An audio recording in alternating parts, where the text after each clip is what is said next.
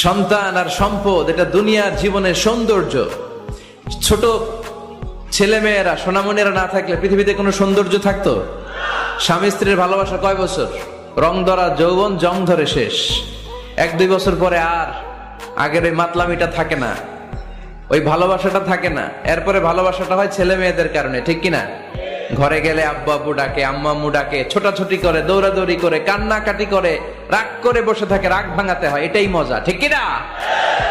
এজন্য আল্লাহ বলেছেন জিনাতুল হায়াতি দুনিয়া। ছেলে মেয়েরা, সন্তান সন্ততি হচ্ছে দুনিয়ার জীবনের সম্পদ, দুনিয়ার জীবনের সৌন্দর্য। এক আয়াতে বললেন জিনা, আবার আরেক আয়াতে বললেন ফিতনা।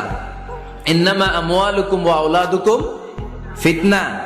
তোমাদের সম্পদ, তোমাদের ছেলে মেয়েগুলো যেমনি সৌন্দর্য, আবার অন দা আদার হ্যান্ড তারা তোমাদের জন্য ফিতনা। কারণ এই সন্তানের মুখে খাবার তুলে দেওয়ার জন্য অনেক বাবা হারাম পন্থায় উপার্জন করে, এরকম আছে না নাই? তাহলে ওই সন্তান শুধু জিনা না, ওই সন্তান ফিতনা। এই সন্তানের কারণে বাবা